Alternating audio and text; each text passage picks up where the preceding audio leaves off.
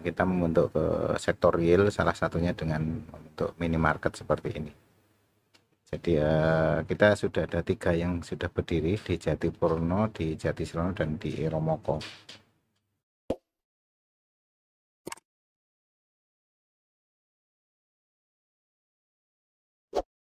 Pak, sinten Pak? Pak Aris, Pak Aris, manajer KSPPS atau Usaha Barokah.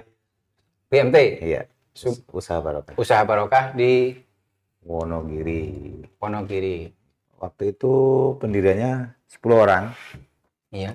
Masing-masing orang mengumpulkan modal 5 juta. 5 juta satu orang, 10 berarti terkumpullah 50 juta. Iya.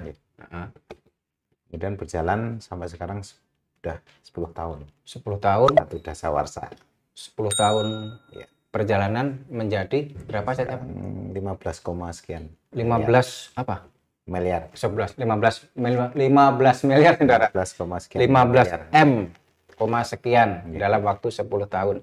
Nah, bagaimana Pak perjalanan dari 50 juta menjadi 15 M dalam waktu 10 tahun itu cara pengumpulan modal? Ya dulu yang jelas waktu di awal itu kita masih terbatas SDM, tempatnya kita juga masih pinjam dulu itu, jadi garasi, kemudian kita jadikan kantor. Kalau siang itu mobilnya kita keluarkan, kita kasih meja, kita bikin kantor, kemudian kalau sore mejanya disingkirkan, mobilnya dimasukkan lagi. Waktu itu baru 3 orang, yang mengelola, kemudian seiring berjalannya waktu bertambah, sehingga sampai sekarang sudah 10 tahun. 10 tahun. Okay. Tetapi pada masa pandemi ini kita banyak dana yang mandek. Iya, ya. Sampai berapa?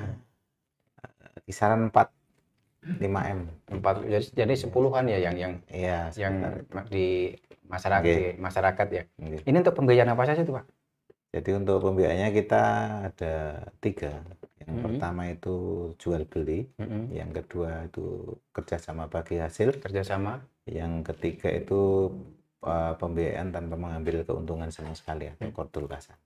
Ada 3 itu saja yang kita lihat. Yang tidak mengambil keuntungan itu biasanya untuk kegiatan pengembangan syiar Islam, contohnya pembangunan sarana masjid. Oh, sarana masjid. Iya. Seputar itu. Berapa persen tadi? Yang untuk tidak mengambil keuntungan tadi? Maksimal 10 juta. Maksimal per transaksi 10 juta. 10 juta. Dan itu bisa diambil 1 tahun boleh, 2 tahun boleh. Tapi itu harus kembalikan ya? Iya, mengembalikan. Cuman tidak memberikan keuntungan bagi hasil ke sama sekali tidak. Kalau anggotanya berapa sekarang? 5.400 sekian. 5.400 sekian ya. Syaratnya menjadi anggota sesuai dengan ADRT-nya.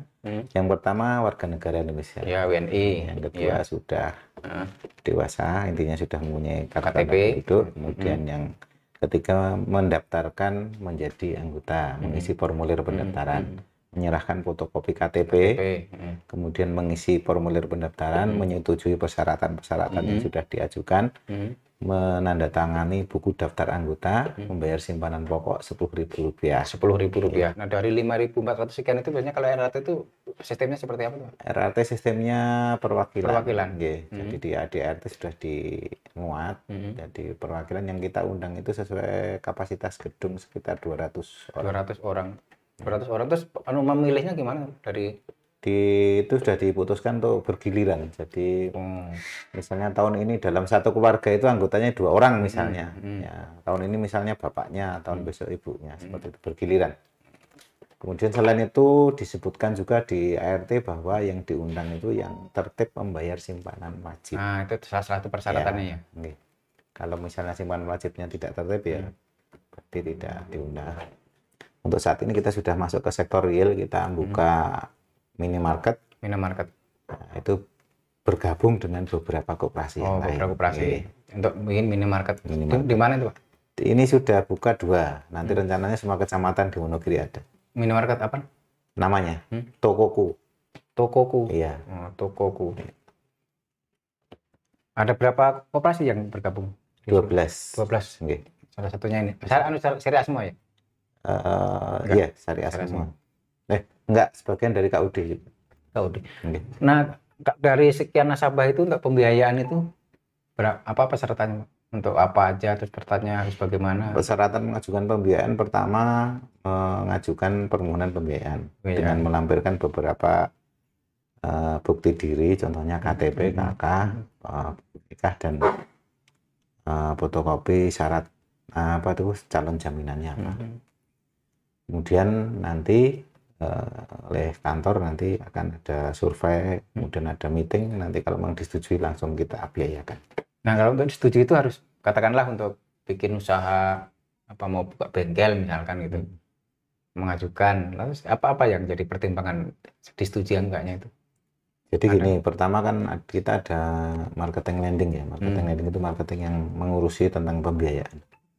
Jadi mereka juga ada tim surveinya. Ada survei itu pertama karakter orang, yang jelas karakter calon apa yang mengajukan pembiayaan. Ketika mungkin tanya kanan kiri dan sebagainya. Kalau karakternya bagus, kemudian daya dukungnya kira-kira usahanya nanti berjalan apa tidak. Memang iya ya langsung disetujui. Selama masa pandemi pengajuan pembiayaan kurang. Jadi banyak dana yang mengendap di PMT. Kemudian yang sudah pembiayaan juga sebagian agak tersendat, angsurannya kurang lancar. Jadi kita juga maklum. Terus ke depan ada rencana apa dari PMT? Ke depan jadi karena mungkin melihat situasi seperti ini, kita kayaknya juga akan pengembangan ke lebih luas lagi ke sektor realnya. Seperti retailnya itu nanti kita kembangkan lebih besar lagi. Kemudian nanti kita akan buka-buka usaha yang lain mungkin yang kira-kira tidak menyalahi ADART dan aturan-aturan tentang operasi syariah.